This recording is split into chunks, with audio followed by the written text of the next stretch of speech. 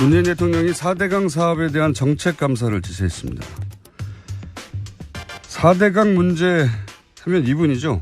이명박 정부 초기부터 줄기차게 일관되게 지금까지 10여 년간 반대하고 비판해왔던 분입니다. 박창근 관동대 교수님 연결됐습니다. 안녕하세요, 교수님. 네, 가톨릭 관동대학교 박창근입니다. 학교를 바뀌었습니다. 아, 그렇습니까? 네. 정확하게 가톨릭 관동대학교입니다. 가톨릭. 예, 그렇습니다. 이 카톨릭 말씀하시는 거죠? 예, 그렇습니다. 네, 가톨릭 아니고. 알겠습니다. 가톨릭 관동대 교수님. 우선 고생하셨습니다. 10년 동안. 아니요. 좀 하고 싶어서 뭐 했겠습니까? 상황이 그렇게 되다 보니까 하다 보니까 뭐 여기까지 온 거죠. 한 10여 년 동안 비판하시면서 혹은 정부의 이 정책에 대해서 대통령의 정책에 대해서 직접 비판하기 굉장히 부담스럽고 그로 인한 불이익도 적지 않으셨던 걸로 저는 들었는데 어쨌든 그 이야기는 저희가 스튜디오에 모시면 길게 한번 하기로 하고요. 네. 이미 세 차례나 4대강 사업 감사를 했다라는 게 이명박 전 대통령 측의 반응입니다. 뭐 3번이나 했는데 자, 그러면 앞에 3번은 어떤 점이 부족했었습니까? 네, 첫 번째는 이명박 정부 때 했습니다. 당시 감사위원으로서 은진수라는 분이 계셨거든요. 네. 이명박 대통령 측근이었는데 당시 이분이 이제 주도를 해서 감사를 했는데 당연히 봐주기 감사였습니다. 네.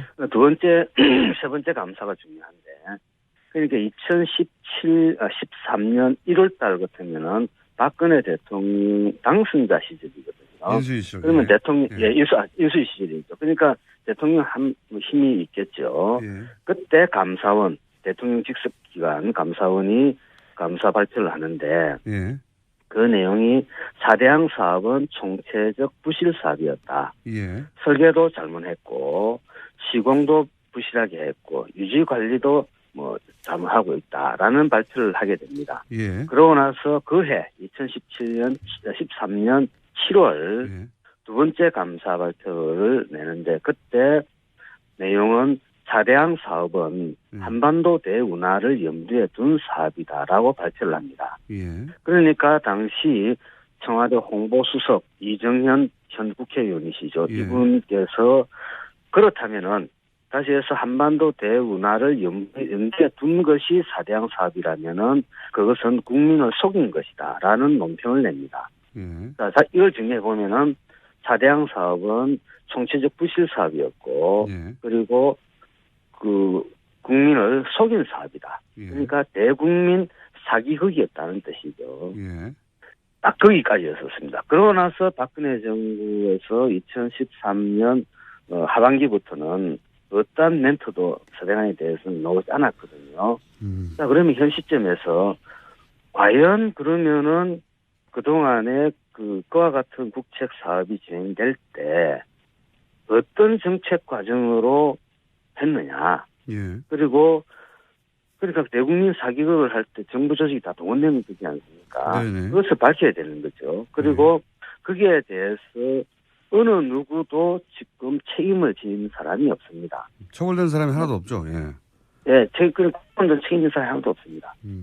그러면은 이렇게 두면은 엉터리 국책 사업이더라도 공무원으로서 막 들어가가지고 영혼 없이 열심히 일하고 국토를 황폐화시키고 국민 예산을 낭비해도 공무원들은 책임을 지지 않는구나라는 어떤 인식이 팽배해진다면은 제2의 4대강 사업은 당연히 일어날 것이고 만약에 이것이 공무원 사이에 퍼진다 그러면은 우리나라 곳곳에서 공무원들은 이런 형태의 사업 또는 정책을 추진할 수도 있다는 겁니다. 그래서 이번 정부에서는 그와 같은 문제를 명확하게 정리를 한번 하는 게 저는 우리 사회의 발전을 위해서도 좋다고 생각합니다.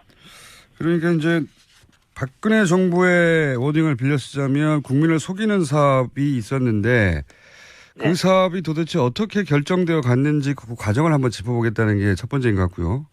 네. 그리고 그리고 이제 이미 앞에 감사 결과로 나왔던 총체적 부실 혹은 건설사 담합 이런 부분에 대해서는 뭐 더 이상의 진척이나 처벌이나 아무것도 없었기 때문에 그죠? 그때 공정위에서 예. 손방망이 그 건설사 담합에 대해서는 처벌을 한 행정이 있습니다. 손방망이요. 예. 그 얘기가 나와서 제가 이제 여쭤보는 건데, 물론 이 분야의 전문가는 아니시지만 4대강을 10여 년 가까이 계속 들여다본 분으로서 이 제대로 감사를 하면 4대강 사업의 어떤 정책적 집행 과정 중에 여러 가지 비리 문제도 같이 드러날 수 있겠죠? 나와야 됩니다. 나와야 되는데 문제는 예. 사대강 사업을 추진했던 그 당시 공무원들이 예. 지금 과장국장 그 위에 진급을 해가지고 더 힘 있는 위치에 가 있거든요. 예, 예. 그러면 감사원에서 감사를 하더라도 예. 아주 세세한 부분까지는 밝히기가 아마 어려울 겁니다. 왠고하니까 그 공무원들은 당연히 저항을 하겠죠. 왠고하니까 사대강 사업과 관련돼서 공무원들의 만약에 비리가 발생했다면 거기에 대해서는 밝혀진다면 거기에 대해서는 어떤 형태의 책임을 물어야 된다는 게 우리 국민들의 요구지 않습니까?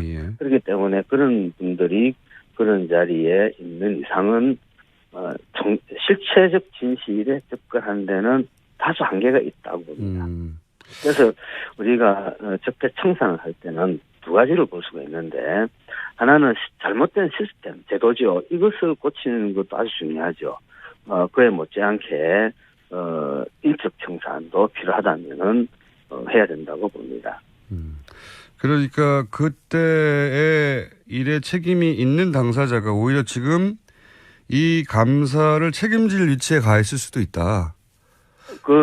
대상이 된 분들이 그러니까요. 예를 들어 국토부나 환경부나 농림부나 더 높은 위치에 지금 이제 자리를 잡고 있거든요. 그렇군요. 그러니까 아시는 분들도 있습니까, 교수님이?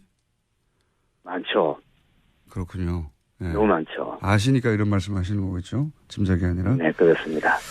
그래서 그게 쉽지는 않을 것이다는 말씀 하나 하고 또 하나.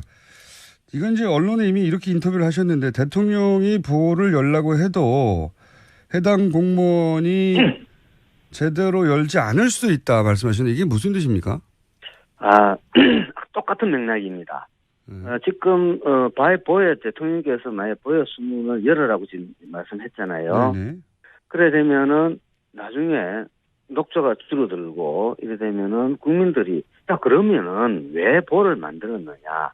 라는 근본적인 질문에 봉착하게 되는 거죠. 만약에 그렇게 되면은 공무원은 자기 부정을 해야 된다는 거죠.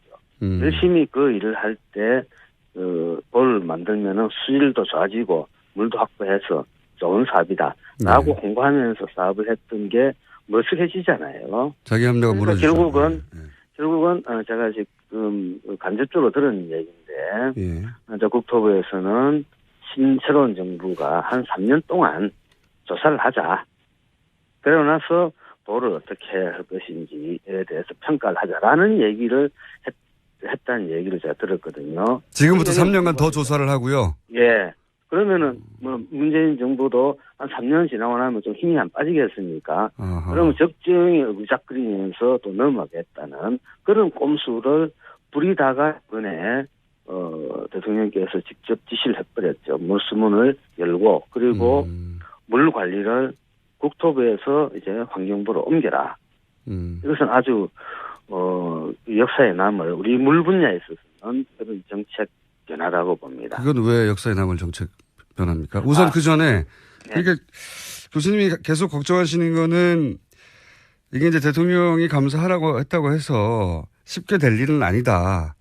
그런 정책을 추진하고 10여 년간 계속 자기 합리화하며 유지해왔던 그 사람들이 그 자리에 여전히 존재하고 오히려 더 높은 자리에 가 있어서 쉽지는 않을 것이다 걱정하시는 부분이 있고, 또 하나는 환경부로 옮긴 게 왜 중요한 결정이죠? 관리를? 우리가 물을 관리를 할 때, 물의 수량, 물이 많고 적으면 국토부에서 관리하고, 물이 깨끗한지 더러운지는 환경부에서 관리를 합니다. 그러니까 물에서 어떤 문제가 생기면은 수량과 수질 문제가 있는데 예. 이것이 같이 연결되어져 있는 문제거든요. 예. 그러다 보니까 국토부는 자기 나름대로 해석을 하고 환경부는 환경부 나름대로 해석을 하다 보니까 국가 정책에서 엇박자가 많이 나게 됩니다. 아하.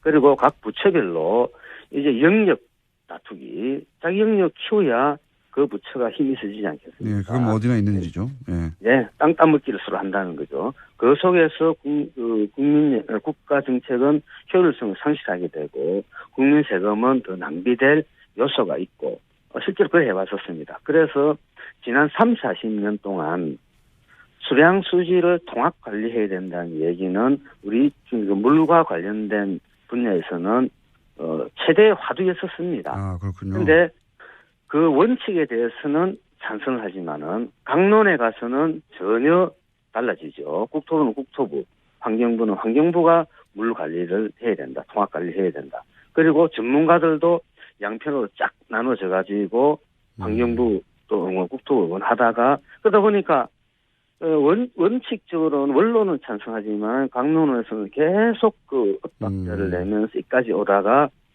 이번에 최종적으로 물 관리 일원화가 됐다고 볼 수 있고, 그다음에 또 하나는 이게 국토부의 수량 관리 업무가 환경부로 넘어왔거든요.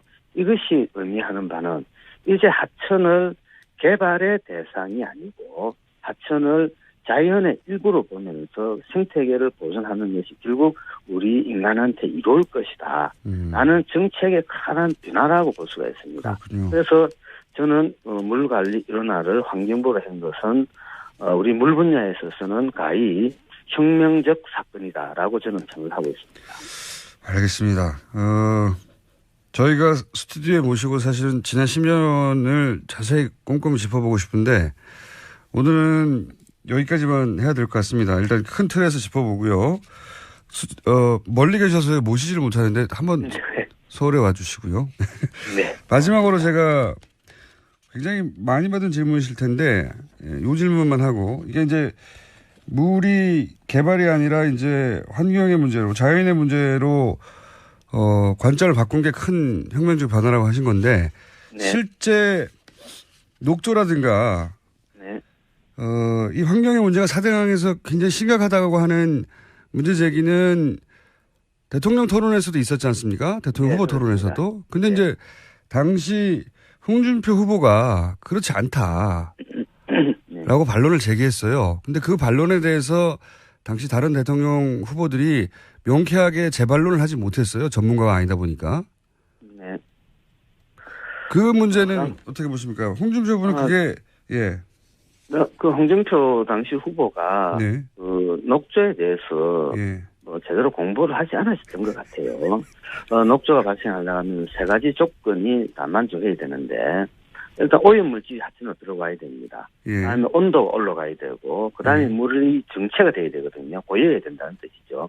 이 세 가지 중에 하나라도 만족하지 않으면은 녹조 발생하지 않습니다. 근데 사대강 우리나라 낙동강을 본다 그러면은 오염물질은 도심지로부터 계속 들어오거든요. 그건 막을 수가 없습니다.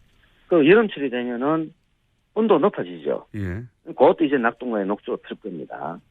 그런데 마지막 하나 남은 이 물이 흐르게 하면은 녹조가 안 생기거든요. 예. 그러니까 보를 건설해서 딱 막아버리니까 나머지 하나 조건이 충족이 된 거지 않습니까? 그래서 녹조의 어떤 메커니즘, 발생 메커니즘을 몰랐던 거고, 그리고 소양강에서는 녹조가 안 생긴다. 네네. 우리 고여에서도 그거군요. 이런 말 했는데, 예.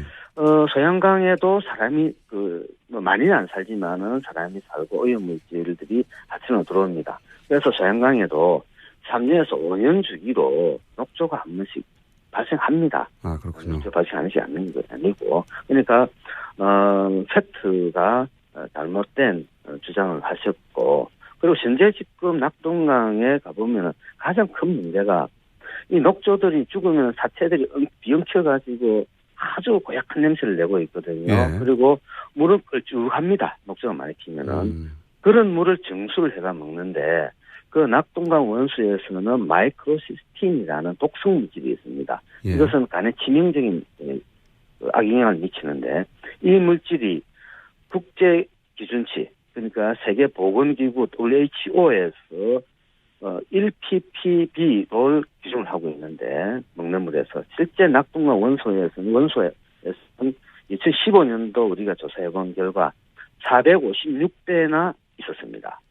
그것을 정수를 하면은 환경부는 독성물질이 다 사라진다 그러는데, 그러니까 456분의 1로 다 줄여야 되는 거죠. 근데 이 우리나라 정수 시스템에서 뭐 되겠다고 계속 이야기를 하는데 거기에 대한 불신은 국민들이 많은 거죠. 그래서 환경부는 물 관리를 이제 일어난다 그러면 말 그대로 깨끗한 물을 국민들한테 공급해주기 위해서는 과연 어떻게 하는 게 좋은지를 이제부터 고민을 해야 될 시점이라고 봅니다. 알겠습니다. 오늘 말씀 여기까지 듣겠습니다. 감사합니다. 네, 고맙습니다. 박창근 가톨릭 관동대 교수님이었습니다. 자, 오랜만입니다. 하영의 오프터 레코드. 예. 이제 선거가 끝나가지고 캠프를 드나들지도 않고 네. 오프터 레코드 할 게 별로 없는데 갑자기 아이템 하나 잡혔어요. 네. 뭐냐. 문재인 정부에서 이제 최초의 여성 외교부 장관을 내정했는데 굉장히 화제가 됐죠. 예. 네, 엄청나게 화제가 됐는데 내정도 화제가 됐지만 내정하면서 위장 전입과 예. 그다음에 이중 국적 이거 굉장히 오랫동안 들어봤던 맞습니다. 네, 뭐 장관이나 총리 내정할 때 단골 레퍼토리잖아요. 그렇죠. 똑같은 단어가 튀어나오면서 이게 뭔가 근데 이게 과거의 것과 좀 다른 거 아닌가 혹은 예. 뭐 그래봐야 좀 달라봐야 결국은 똑같은 거 아닌가 뭐 이런 얘기도 있고 어떻게 받아들여야 될지 잘 모르겠고 또 과거에는 어땠는지도 잘 모르겠고 그래서 저희가 하영 기자에게 긴급히 요걸 좀 파보자. 예. 예. 그리고 과거에는 어땠는지. 제가 그 이명박 대통령, 그러니까 이명박 정부 시절하고 박근혜 정부 시절에 인사청문회 TF팀을 계속했었거든요. 그러니까 보통은 그 정부가 들어서면 한 2차례 정도 공식적으로 대대적인 개각이 있어서요. 그래서 한 4차례 정도 빼놓지 않고 참석을 했는데요. 보통 기자들이 참석을 하면 공식이 있습니다. 그 국회에 인사청문 요청안이 들어오거든요. 이 한 뼘 두께 정도로 두껍게 넘어오는데 거기에는 각종 그 자료들이 다 담겨 있습니다. 재산부터 시작해서 뭐 주민등록부터 시작해서 학력까지요. 모든 자료가 다 들어있거든요. 공직자 예를 장관급 한번 하려면요. 인생이 털린다고 봐야 된다. 정확합니다. 그러니까 탈탈 털립니다. 탈탈 털리는데 본인도 잊어버렸던 거를 예. 다 물어봐요. 요즘은 심지어 가족과 관련된 것까지 물어보기 네. 때문에요. 그게 괴로워서 고사하는 경우도 있습니다. 중간에. 30년, 40년 전까지가 다 나가고 인생 전체를 평가받는다고. 그러니까 심지어 자기가 그 산 집의 폐쇄 등기부 등본 기억하실지 모르겠는데 이게 수기로 기록된 등기부가 있거든요. 이것까지 제출을 해야 돼요. 그래서 아 정말 이것까지 제출해야 하는 것인가라고 이런 이야기들도 하는데요. 내정하기 전에 이 검증 과정을 거치거든요. 그럴 예. 때 이걸 겪은 분들 얘기를 들어보면 내가 인생을 이렇게 살았나? 내가 인생을 너무 좀 막 살았던 것 같기도 하다. 뭐 이런. 왜냐하면 자기가 30년 후에 장관이 될 거라고 생각하고 사는 아무도 사람은 생각 못하죠. 아무도 없기 때문에 예.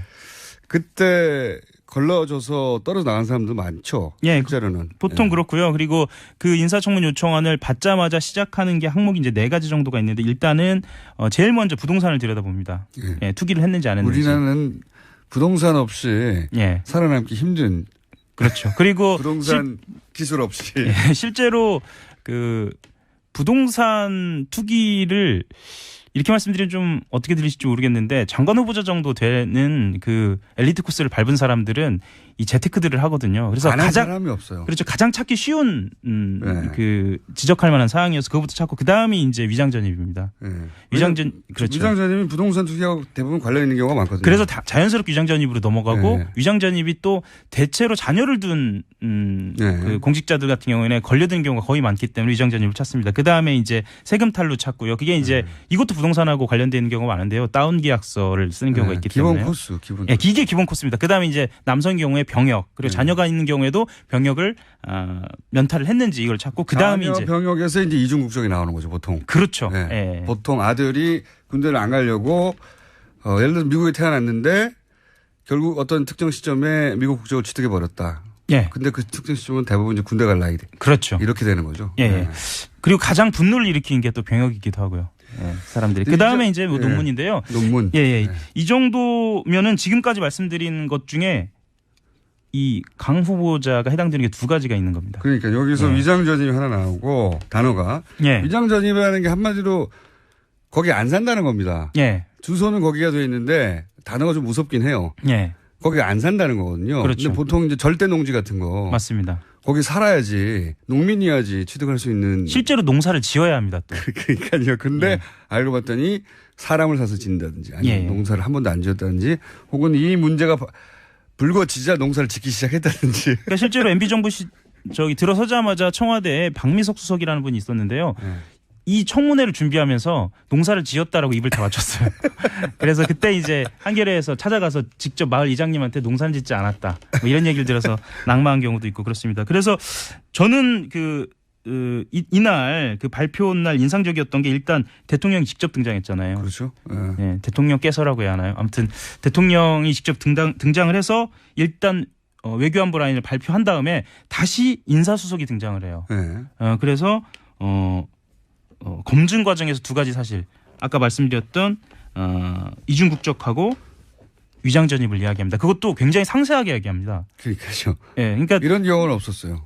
보통은 인사청문 요청안이 국회에 들어간 다음에 아주 그냥 한 줄 한 줄 나오는 걸 가지고 직접 찾아가서 기자들이 취재를 하거든요. 맞아요. 그런 때 들을 수 있는 내용들입니다. 예를 들면 2002년도 2학기에 이화 여고에 진학을 했는데 전학을 했는데 미국에서 전학을 했다. 그렇죠.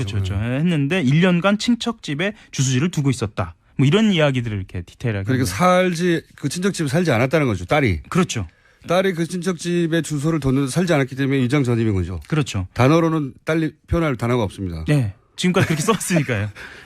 그리고 이제 이유가 뭐냐가 중요한 거죠. 이유가 뭐냐가 중요합니다. 그래서 그 이유가 뭔지는 또 바로 밝혔습니다. 그 강 후보자의 남편 되시는 분이 그 직접 언론에다가 미국 생활 마치고 돌아오면서 한국 고등학교 생활에 부담을 느껴서 본인 모교, 그러니까 강 후보자 모교라면 좀 낫지 않을까 싶어서 그쪽으로 전입을 하게 했고 거기에 이제 학교를 다니게 했다라고 밝혔거든요. 근데 주소를 근데 친척집에 살지 않았던 이유는 뭐예요? 기숙사에 들어간 건가요?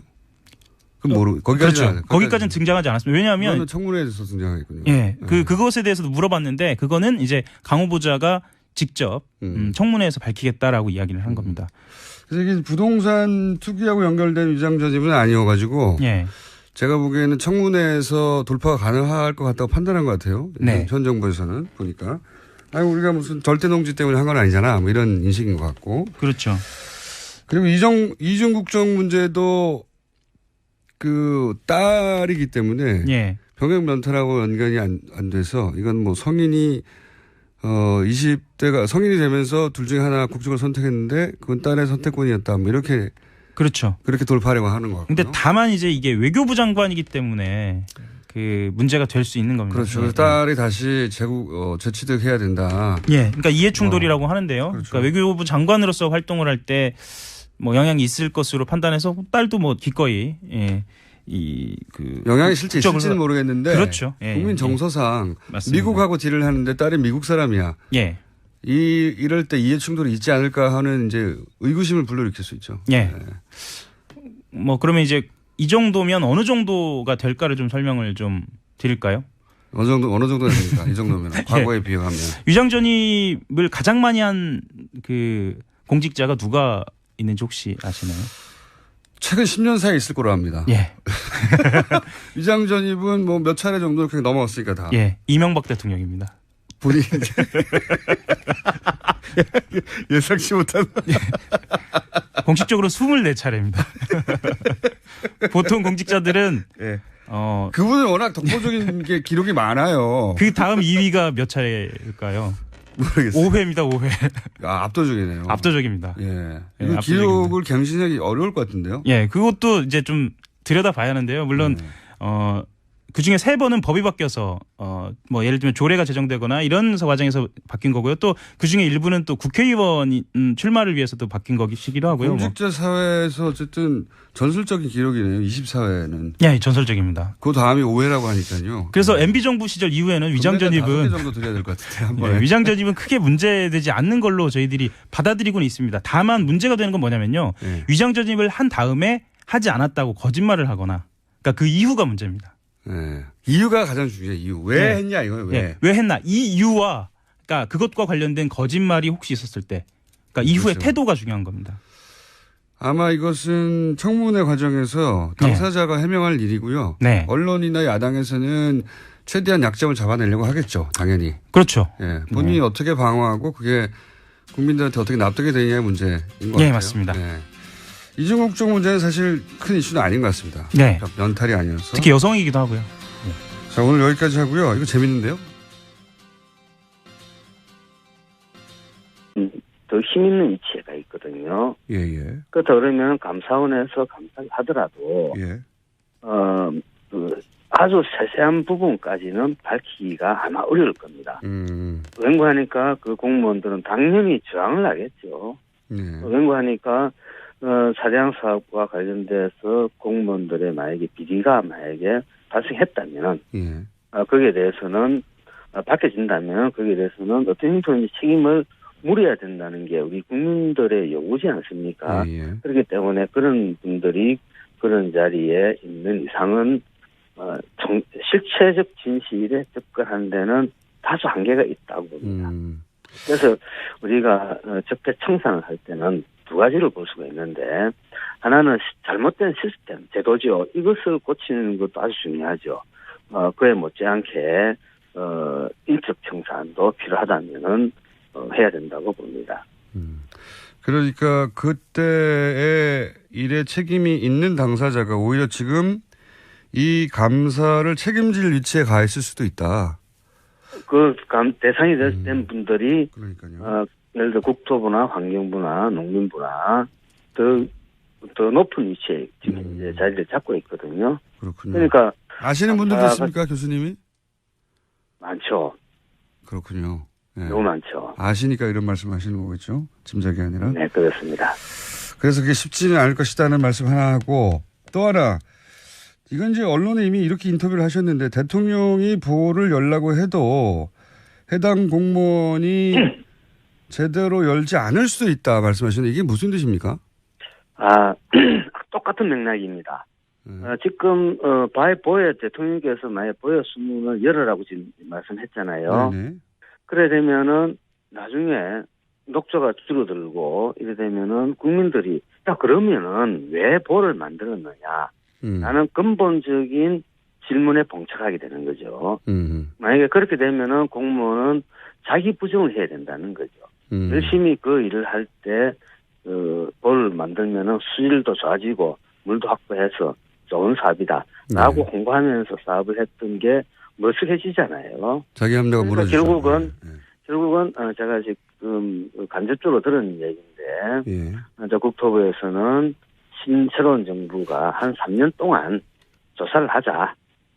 그러고 나서 도를 어떻게 할 것인지에 대해서 평가를 하자라는 얘기를 했다는 얘기를 제가 들었거든요. 지금부터 3년간 더 조사를 하고요. 예. 그러면은 문재인 정부도 한 3년 지나고 나면 좀 힘이 안 빠지겠습니까? 그러면 적정히 의작거리면서 또 넘어가겠다는 변화를 환경부로 한 것은 우리 물 분야에 있어서는 가히 혁명적 사건이다라고 저는 생각하고 있습니다. 알겠습니다. 저희가 스튜디오에 모시고 사실은 지난 10년을 자세히 꼼꼼히 짚어보고 싶은데 오늘은 여기까지만 해야 될 것 같습니다. 일단 큰 틀에서 짚어보고요. 멀리 계셔서 모시지를 못하는데 한번 서울에 와주시고요. 네. 마지막으로 제가 굉장히 많이 받은 질문이실 텐데 이 질문만 하고 이게 이제 물이 개발이 아니라 이제 환경의 문제로 자연의 문제로 관점을 바꾼 게 큰 혁명적 변화라고 하신 건데 실제 녹조라든가 이 환경의 문제가 사대강에서 굉장히 심각하다고 하는 문제 제기는 대통령 토론에서도 있었지 않습니까? 대통령 네, 후보 그렇습니다. 토론에서도. 근데 네. 이제 당시 홍준표 후보가 그렇지 않다. 네. 라고 반론을 제기했어요. 근데 그 반론에 대해서 당시 다른 대통령 후보들이 명쾌하게 재반론을 하지 못했어요. 전문가가 아니다 보니까. 네. 그 문제는 어떻게 보십니까? 홍준표 후보는 그게, 예. 그 홍준표 당시 후보가 네. 그 녹조에 대해서 예. 뭐 제대로 공부를 하지 않으셨던 것 같아요. 녹조가 발생하려면 세 가지 조건이 다 만족해야 되는데 일단 오염물질이 하천으로 들어와야 됩니다. 예. 그다음에 온도가 올라가야 되고 그다음에 물이 정체가 돼야 되거든요. 고여야 된다는 뜻이죠. 이 세 가지 중에 하나라도 만족하지 않으면은 녹조 발생하지 않습니다. 근데 사대항 우리나라 낙동강을 본다 그러면은 오염물질은 도심지로부터 계속 들어오거든요. 그건 막을 수가 없습니다. 그 여름철이 되면은 온도 높아지죠. 예. 그것도 이제 낙동강에 녹조가 필 겁니다.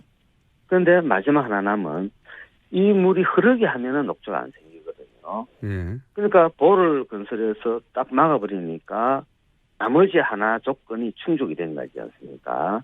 그래서 녹조의 어떤 메커니즘, 발생 메커니즘을 몰랐던 거고, 그리고 소양강에서는 녹조가 안 생긴다. 네네. 우리 고여에서도 이런 말 했는데, 예. 소양강에도 사람이 뭐 많이는 안 살지만은 사람이 살고 오염물질들이 하천으로 들어옵니다. 그래서 소양강에도 3년에서 5년 주기로 녹조가 한 번씩 발생합니다. 아, 그렇군요. 발생하지 않는 게 아니고, 그러니까 팩트가 잘못된 주장을 하셨고, 그리고 현재 지금 낙동강에 가보면 가장 큰 문제가 이 녹조들이 죽으면 사체들이 비엉켜가지고 아주 고약한 냄새를 내고 있거든요. 예. 그리고 물은 걸쭉합니다. 녹조가 많이 피면은. 그런 물을 정수를 해가 먹는데 그 낙동강 원수에서는 마이크로시스 그런 꼼수를 부리다가 이번에 대통령께서 직접 지시를 해버렸죠. 물수문을 열고 그리고 물 관리를 국토부에서 이제 환경부로 옮겨라. 이것은 아주 역사에 남을 우리 물 분야에 있어서는 그런 정책 변화라고 봅니다. 그건 왜 역사에 남을 정책 변화입니까? 우선 그 전에 그러니까 교수님이 계속 걱정하시는 거는 이게 이제 대통령이 감사하라고 했다고 해서 쉽게 될 일은 아니다. 그런 정책을 추진하고 10여 년간 계속 자기 합리화하며 유지해왔던 그 사람들이 그 자리에 여전히 존재하고 오히려 더 높은 자리에 가 있어서 쉽지는 않을 것이다. 걱정하시는 부분이 있고, 예. 또 하나는 환경부로 옮긴 게 왜 중요한 결정이죠? 관리를? 우리가 물을 관리를 할 때, 예. 물의 수량, 그 물이 많고 적으면 국토부에서 관리하고, 예. 물이 깨끗한지 더러운지는 환경부에서 관리를 합니다. 그러니까 물에서 어떤 문제가 생기면은 수량과 수질 문제가 있는데 이것이 같이 연결되어져 있는 문제거든요. 그러다 보니까 국토부는 자기 나름대로 해석을 하고 환경부는 환경부 나름대로 해석을 하다 보니까 국가 정책에서 엇박자가 많이 나게 됩니다. 아하. 그리고 각 부처별로 이제 영역 다투기, 자기 영역 키워야 그 부처가 힘이 세지지 않겠습니까? 네, 그건 뭐 어디나 있는지죠. 예. 네, 땅 따먹기를 서로 한다는 거죠. 그 속에서 국가 정책은 효율성을 상실하게 되고 국민 세금은 더 낭비될 요소가 있고 실제로 그걸 해봤었습니다. 그래서 지난 3, 40년 동안 수량 수질을 통합 관리해야 된다는 얘기는 우리 물과 관련된 분야에서는 최대 화두였었습니다. 아, 그렇군요. 그런데 그 원칙에 대해서는 찬성을 하지만은 강론에 가서는 전혀 달라지죠. 국토부는 국토부, 환경부는 환경부가 물 관리를 해야 된다. 통합 관리를 해야 된다. 그리고 전문가들도 양편으로 쫙 나눠져 가지고 환경부 또 국토부를 하다가 그러다 보니까 원칙적으로는 원론은 찬성하지만 강론에서는 계속 그 엇박자를 내면서 이까지 오다가 이번에 최종적으로 물 관리 일원화가 됐다고 볼 수 있고, 그다음에 또 하나는 이게 국토부의 수량 관리 업무가 환경부로 넘어왔거든요. 이것이 의미하는 바는 이제 하천을 개발의 대상이 아니고 하천을 자연의 일부로 보면서 생태계를 보존하는 것이 결국 우리 인간한테 이로울 것이다. 라는 정책의 큰 변화라고 볼 수가 있습니다. 그렇군요. 그래서 저는 물 관리 이러면은 그것은 국민을 속인 것이다. 라는 논평을 냅니다. 예. 자, 이걸 정리해 보면은 4대강 사업은 총체적 부실 사업이었고 예. 그리고 그 국민을 속인 사업이다. 예. 그러니까 대국민 사기극이었다는 뜻이죠. 예. 딱 거기까지였었습니다. 그러고 나서 박근혜 정부에서 2013년 하반기부터는 어떤 멘트도 4대강에 대해서는 나오지 않았거든요. 자, 그러면 현 시점에서 과연 그러면은 그동안에 그와 같은 국책 사업이 진행될 때 어떤 정책 과정으로 했느냐. 예. 그리고 그러니까 대국민 사기극을 할 때 정부 조직이 다 동원되는 거지 않습니까? 네네. 그것을 밝혀야 되는 거죠. 그리고 거기에 대해서 어느 누구도 지금 책임을 지는 사람이 없습니다. 처벌된 사람이 하나도 없죠. 예. 예, 그런 책임진 사람이 하나도 없습니다. 그러면은 이렇게 두면은 엉터리 국책 사업이더라도 공무원으로서 막 들어가가지고 영혼 없이 열심히 일하고 국토를 황폐화시키고 국민 예산을 낭비해도 공무원들은 책임을 지지 않는구나라는 어떤 인식이 팽배해진다면은 제2의 4대강 사업은 당연히 일어날 것이고 만약에 이것이 공무원 사이에 퍼진다 그러면은 우리나라 곳곳에서 공무원들은 이런 형태의 사업 또는 정책을 추진할 수도 있다는 겁니다. 그래서 이번 정부에서는 그와 같은 문제를 명확하게 정리를 한번 하는 게 저는 우리 사회의 발전을 위해서도 좋다고 생각합니다. 그러니까 이제 박근혜 정부의 워딩을 빌려 쓰자면 국민을 속이는 사업이 있었는데 그 네. 사업이 도대체 어떻게 결정되어 갔는지 그 과정을 한번 짚어보겠다는 게 첫 번째인 것 같고요. 네. 네. 그리고 이제 이미 앞에 감사 결과로 나왔던 총체적 부실 혹은 건설사 담합 이런 부분에 대해서는 더 이상의 진척이나 처벌이나 아무것도 없었기 때문에 그죠? 그때 공정위에서 예. 손방망이 그 건설사 담합에 대해서는 처벌을 한 행정이 있습니다. 손방망이요. 예. 그 얘기가 나와서 제가 이제 여쭤보는 건데 물론 이 분야의 전문가는 아니시지만 4대강을 10여 년 가까이 계속 들여다본 분으로서 이 제대로 감사를 하면 4대강 사업의 어떤 정책적 집행 과정 중에 여러 가지 비리 문제도 같이 드러날 수 있겠죠? 나와야 됩니다. 나와야 되는데 문제는 예. 4대강 사업을 추진했던 그 당시 공무원들이 예. 집권 과장국장 그 위에 진급을 해가지고 더 높은 문재인 대통령이 4대강 사업에 대한 정책 감사를 지시했습니다. 4대강 문제 하면 이분이죠. 이명박 정부 초기부터 줄기차게 일관되게 지금까지 10여 년간 반대하고 비판해왔던 분입니다. 박창근 관동대 교수님 연결됐습니다. 안녕하세요, 교수님. 네, 가톨릭 관동대학교 박창근입니다. 학교를 네. 바뀌었습니다. 그렇습니까? 네. 정확하게 가톨릭 관동대학교입니다. 가톨릭. 예, 그렇습니다. 이 카톨릭 말씀하시는 거죠? 예, 그렇습니다. 네, 가톨릭 아니고. 알겠습니다. 가톨릭 관동대 교수님. 우선 고생하셨습니다. 10년 동안. 아니요. 좀 하고 싶어서 했겠습니까? 상황이 그렇게 되다 보니까 하다 보니까 여기까지 온 거죠. 한 10여 년 동안 비판하시면서 혹은 네.